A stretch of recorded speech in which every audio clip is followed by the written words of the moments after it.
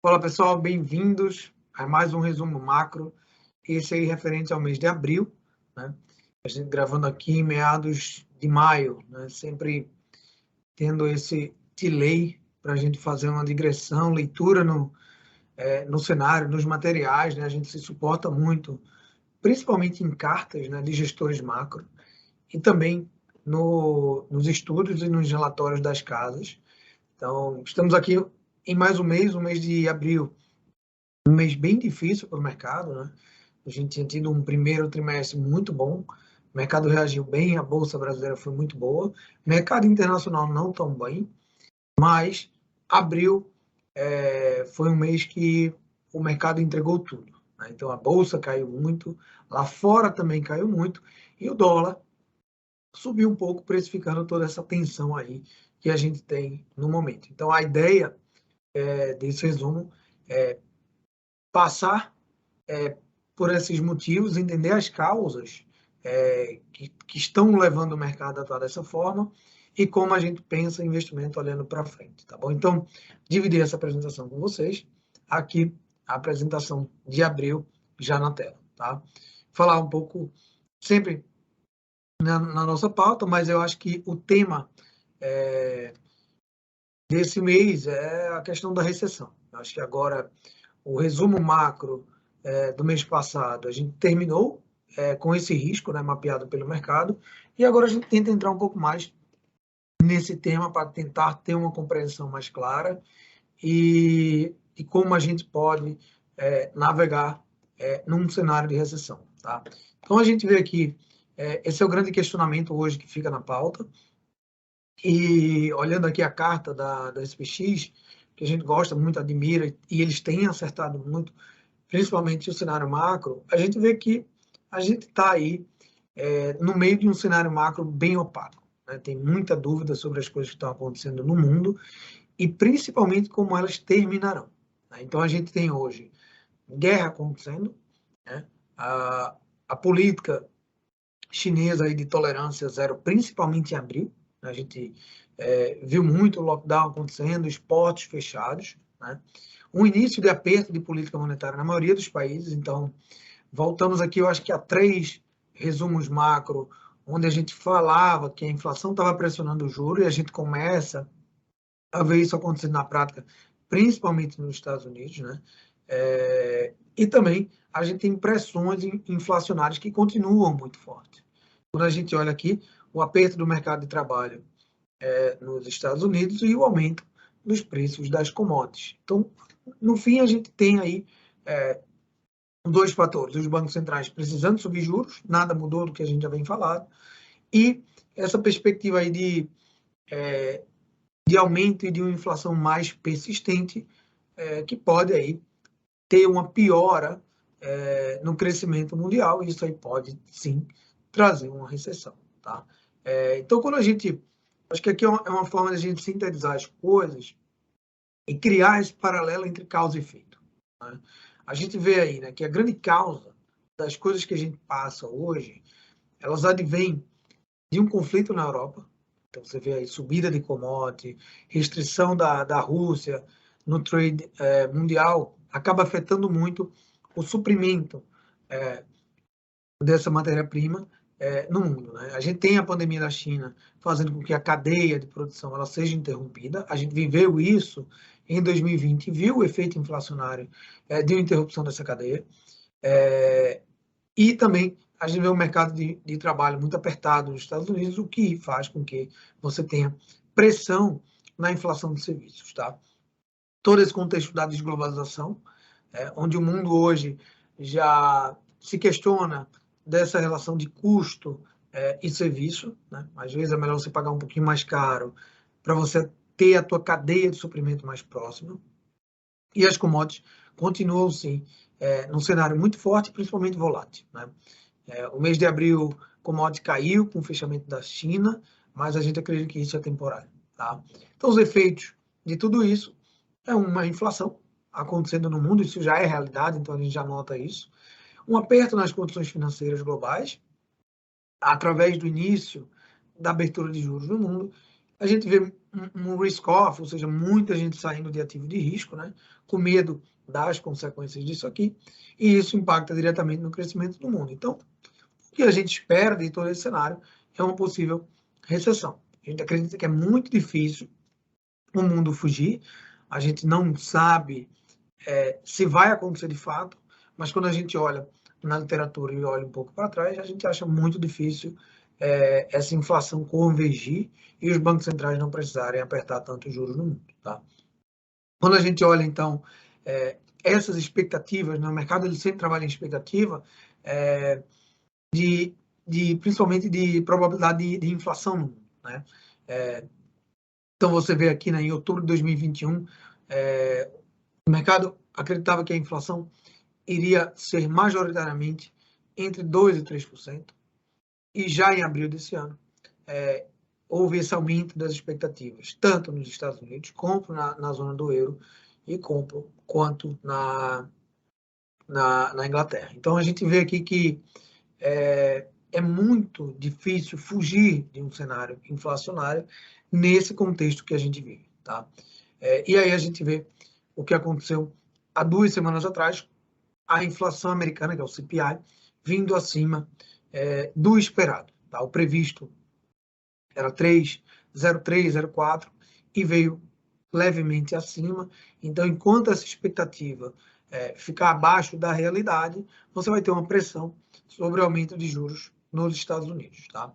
E a gente vê aqui uma coisa que, quando a gente quebra essa inflação americana, é sempre interessante ver isso, né? Porque a gente tem aqui uma inflação, né, que é essa linha pontilhada branca acontecendo, mas existe uma inflação que ela é mais perigosa, que se chama inflação de serviço, né? Que é essa azul.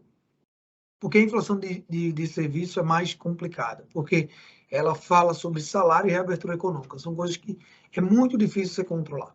Quando você tem uma inflação de bens, você pode controlá-la a partir do suprimento. Né? Já a inflação do salário é a inflação que ela vem e fica. Muito difícil de retroagir. E também, com o efeito de reabertura econômica, com mais demanda vindo, também fica muito difícil você controlar. Então, é a inflação que a gente sempre gosta de olhar aqui, quebrando essa inflação nos Estados Unidos e tendo um pouquinho de atenção a isso. Tá? Pode ser que isso persista mais. Isso pressione muito a inflação lá fora. Tá? E a gente vê aqui, né? Então, essa linha azul é a média dos salários aumentando, e você vê que a inflação de serviço ela segue essa tendência de aumento de salário. Tá? E por isso, e dado isso, a gente vê que a inflação que o mercado paga, né, chamada inflação implícita, não é a perspectiva de inflação, isso aqui é o dinheiro mesmo pagando, o mercado pagando, a gente vê que ele aumenta muito.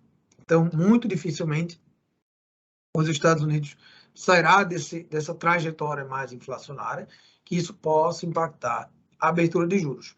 A ideia é que a gente tenha surpresa no campo positivo. Quando a gente começar a ter surpresas no campo positivo de um cenário de deflação, aí eu acho que o cenário muda um pouco.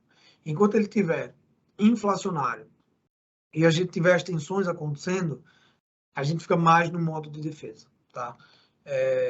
E a gente vê também a inflação no Brasil acontecendo. Né? Então, a gente tem a inflação aqui também no Brasil vindo acima das expectativas. Tá? Então, quando a gente olha um cenário de inflação, dado que a gente acabou de mostrar, com o fim do dinheiro fácil no mundo, né? Então você vê aqui que os bancos centrais já estão fazendo recompra de ativo e tirando, né, 410 bilhões da economia, você vê que começa a restringir também a liquidez do mundo. Então você vê muita coisa acontecendo com empresas de growth, né? No mercado de Bitcoin, de criptoativos, você vê também essa queda. Então, o dinheiro enxugando no mundo e as pessoas saindo mais de ativos de risco, onde o valor do ativo está muito no futuro. Tá? A gente vê também uma desaceleração da economia da China acontecendo, né?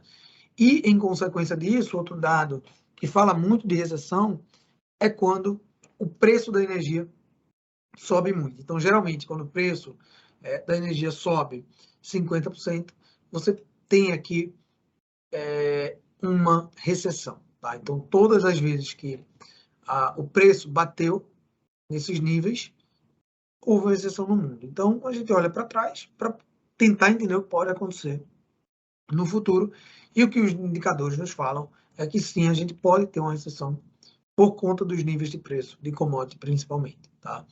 E outra coisa também, quando a gente olha aqui a menção, né, de demanda pelas companhias global, aumenta aqui, isso é um survey, uma pesquisa que é feita com todas as empresas que mostra que o nível de demanda no mundo está enfraquecendo. Então, isso mostra um pouquinho também de como as pessoas estão gastando menos. Se gasta menos, obviamente, isso também cria uma recessão na economia. Tá?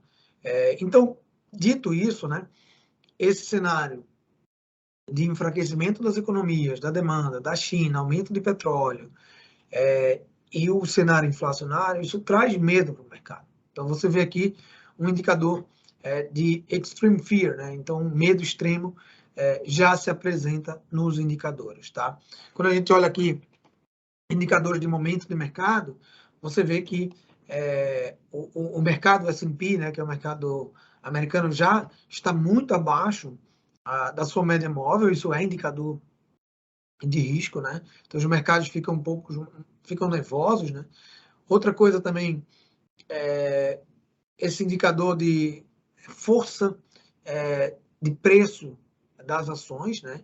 Então, quanto mais baixo, né, mais um sinal de medo. Quanto mais alto, um sinal de ganância. Então, isso aqui também demonstra um pouco de medo nos mercados, né, através dos indicadores. Aqui, a gente vê a volatilidade dos mercados, isso aqui é o chamado VIX, né? É o índice do medo. Então, ele está muito acima da média de 50 dias. Então, geralmente, o VIX acima de 30 sempre foi para os mercados um indicador de medo, então ele se apresenta acima de 30. Então, aqui é sempre esse ponto de alerta, né, que o mercado pode corrigir. E, principalmente, essa busca de proteção através desse indicador chamado Put-Call Ratio. Né? Então, quando ele está acima de 1, isso mostra que o mercado está comprando mais proteção do que acreditando que o mercado vai subir. Então, a gente olha aqui todos esses indicadores de medo, dizendo, olha, o mercado está se protegendo mais, por conta de tudo que a gente viu lá atrás. Tá?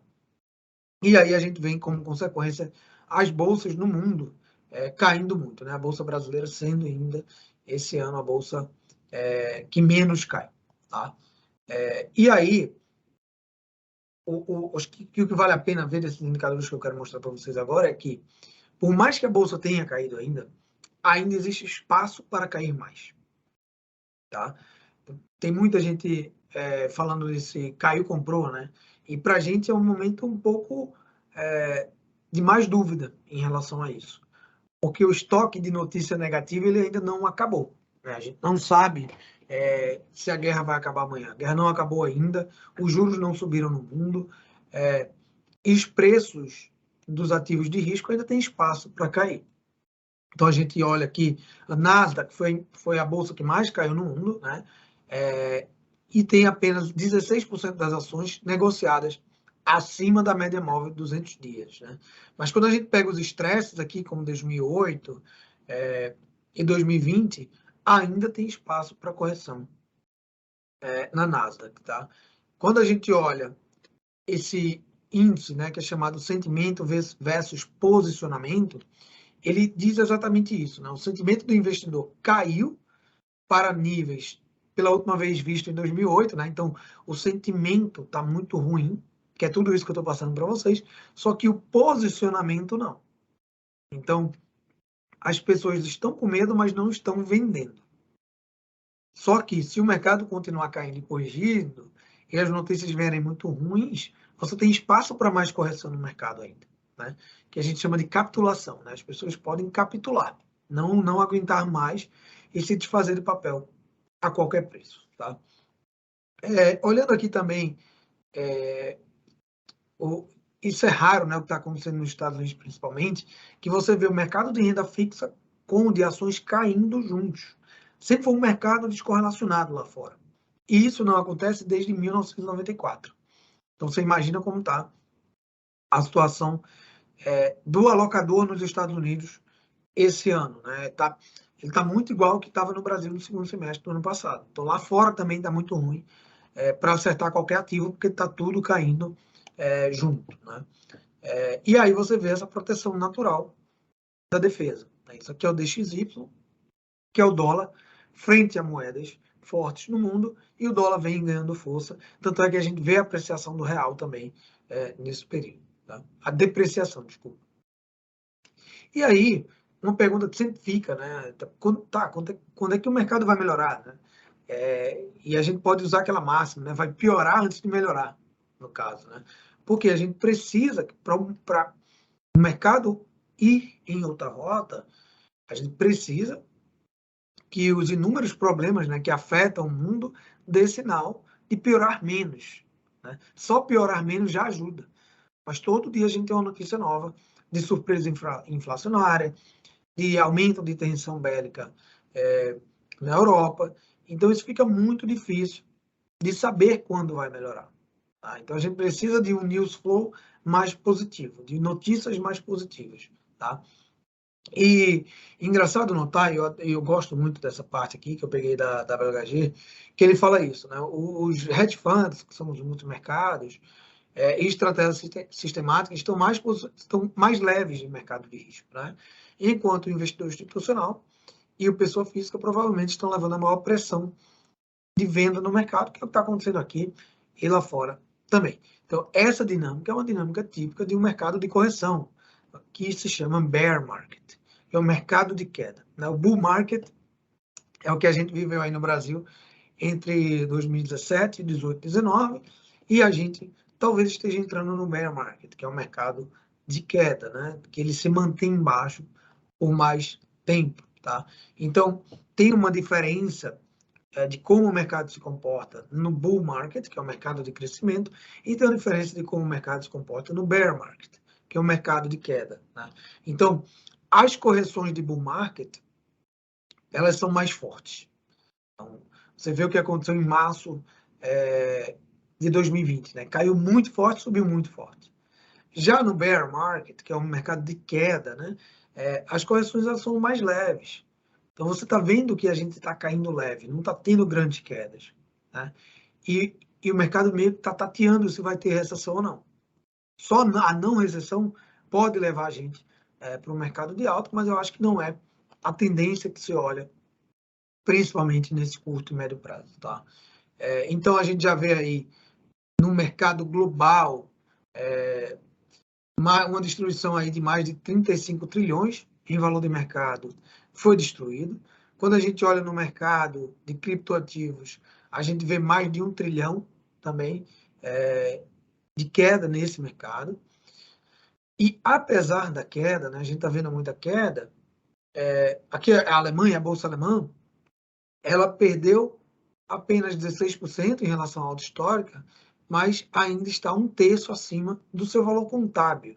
Né? Então, se você fizer um valuation, ela ainda tem espaço para corrigir, tanto a bolsa alemã quanto a bolsa americana. Né? Então, o S&P tem 156 empresas que estão negociando acima da sua média móvel de 200 dias. Né?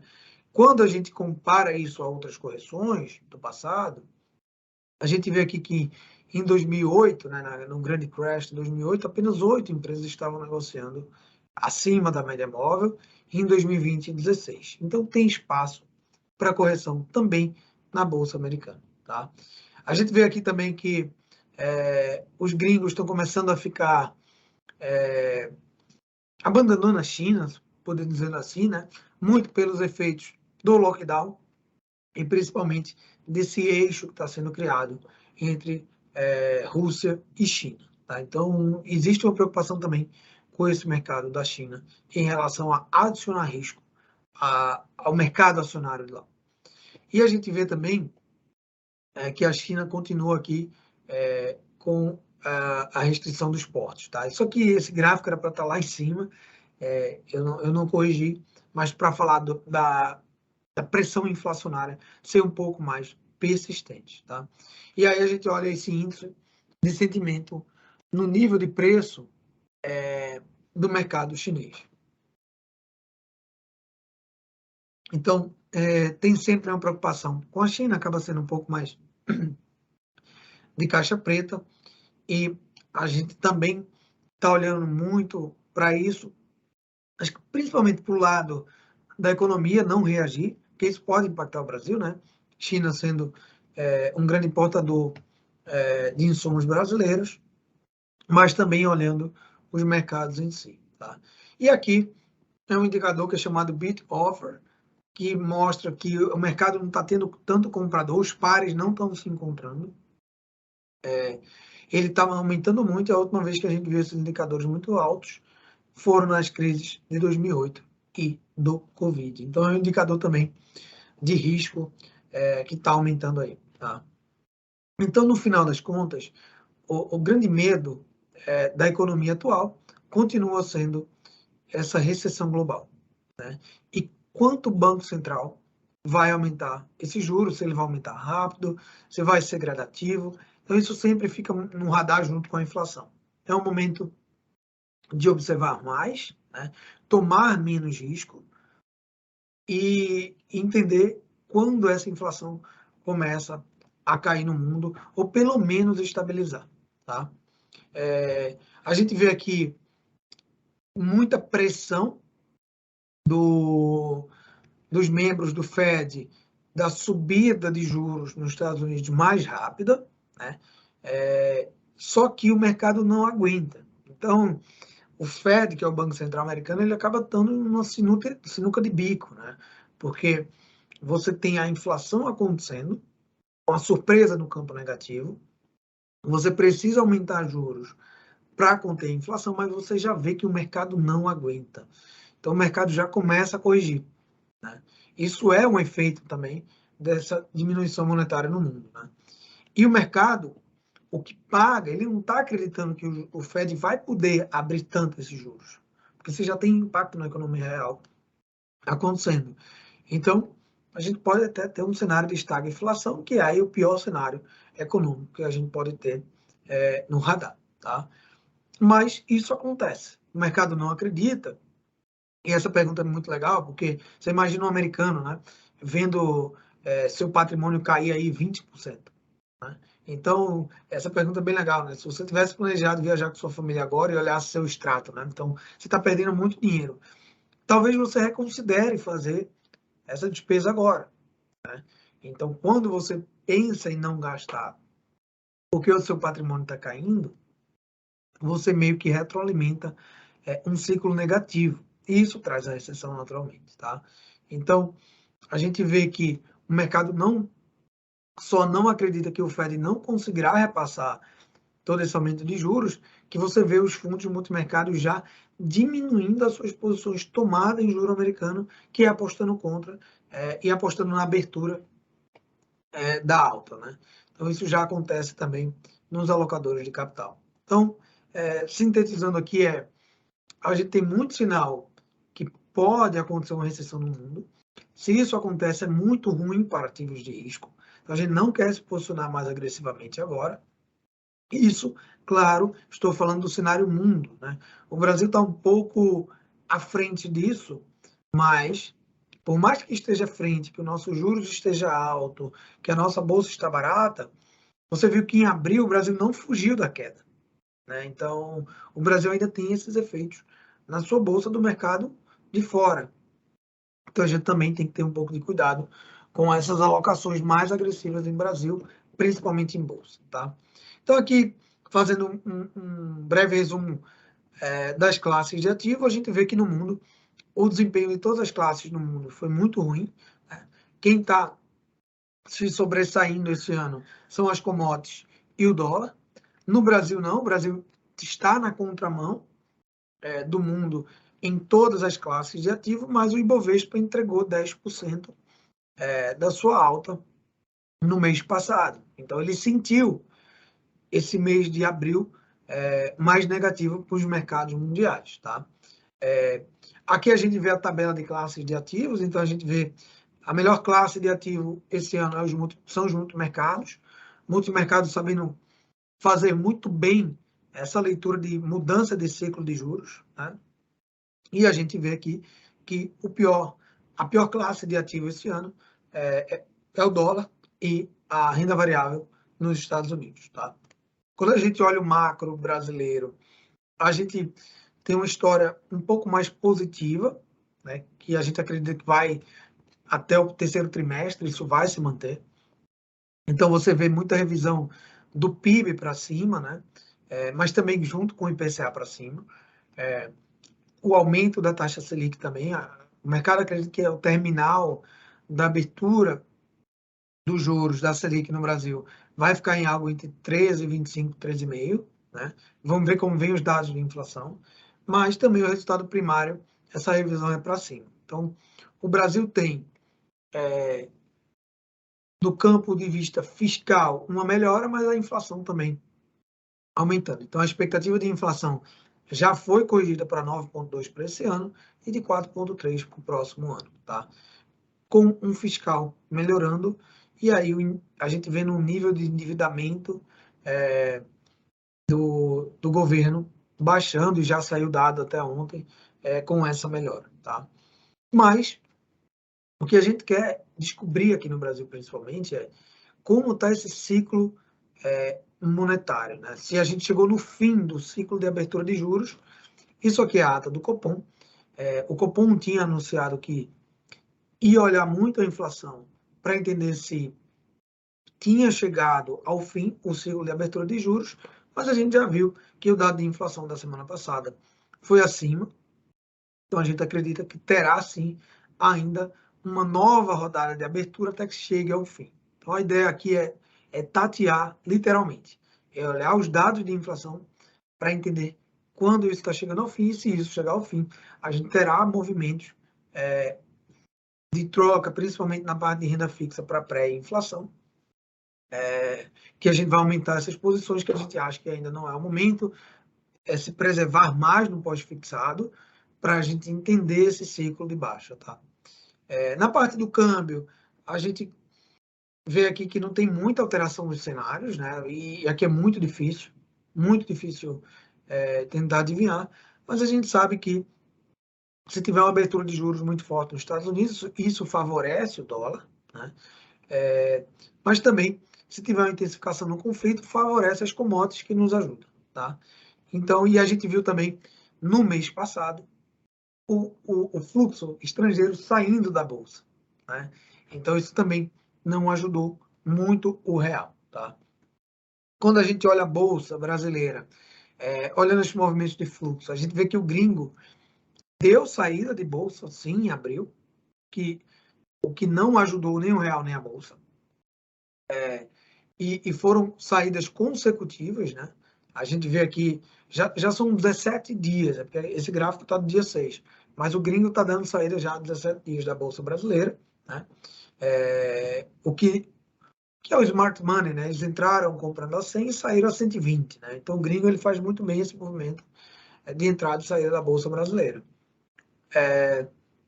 A gente vê também a participação de ações na indústria de fundo local diminuindo, então mostrando aqui aquele que a gente sempre mostra, né, que o brasileiro compra a bolsa subindo e vende bolsa caindo, e esse é o movimento que a gente não vai fazer e não quer fazer aqui, tá? Então a gente vê que o fluxo de saída de ações ainda acontece, tanto no dia, quanto no mês, quanto no ano, quanto nos últimos 12 meses. Então, quando a bolsa cai, a indústria, as pessoas vão pedindo resgate. A gente quer fazer o contrário, tá? Quando essa bolsa estiver muito boa, é a hora que a gente vai pedir resgate, não agora. Quando a gente olha os gráficos, a gente vê que a bolsa está muito sobrevendida, então isso é um ponto que nos deixa alerta, dizer assim, ó, se é para comprar bolsa, talvez seja um ponto bom de comprar, né? A gente vê que aqui está muito sobrevendido, então não tem muito comprador, tem mais vendedor. E quando tem mais vendedor, o preço ele é apertado, tá? Mas a tendência ainda é de baixa.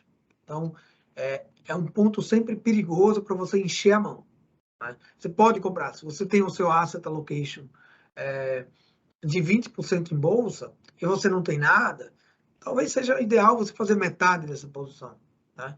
Mas esperar um pouco desse cenário macro ficar mais ao seu favor, tá? quando a gente olha por valuation, a bolsa está muito barata, né? A bolsa está em 7 vezes lucro. Então, essa é uma bolsa muito barata. O prêmio de risco da bolsa aumentou consideravelmente, né? E quando a gente exclui Petrobras e Vale, a bolsa está em 9 pontos. Tá? Então, é uma bolsa que, historicamente, por múltiplos, nos diz que está barata sim. A gente quebra aqui para o setor de bolsa, né? Isso é bem legal, que você pega aqui a média de 10 anos e esse pontinho amarelo é atual. Então, você vê que vários setores estão abaixo da sua média de 10 anos. Tá? E aqui mostrando o Ibovespa como um todo. Tá? Na renda fixa, aqui um ponto interessante para passar para vocês, que no mês passado, a gente olha muito a inflação implícita, né? Então, quanto o mercado acha que vai vir a inflação para 2 anos. O mercado achava que ia vir em 5, só que o mercado já está precificando 7,5. Né? Isso faz com que o prêmio do pré-fixado para 2 anos não fique tão interessante. Então, aqui é um call de alongamento. Então, agora, nosso pré-fixado, a gente vai alongar até 25, 26, né? Junto também com os produtos IPCA, IPCA+. A gente não quer alongar mais do que isso, né? Porque se você tiver um fechamento dos juros, essa cauda longa ela vai empinar. E aí a gente pode pegar uma marcação no mercado. Então, a gente acha que é interessante ir até o vértice 26, tanto no pré quanto no IPCA. Tá? Bom, e aqui a gente chega na parte dos portfólios. Essa parte do portfólio a gente deixa exclusiva para clientes de consultoria e do advisor, tá? Porque aqui caracteriza a indicação. Então, a todos vocês que assistiram até agora, esse resumo macro, eu agradeço. Aí tá, as nossas ideias de investimentos estão aí, o que a gente está pensando, mas a gente deixa essa parte mais exclusiva, tá? Então, obrigado aí pela sua presença até agora. Tchau.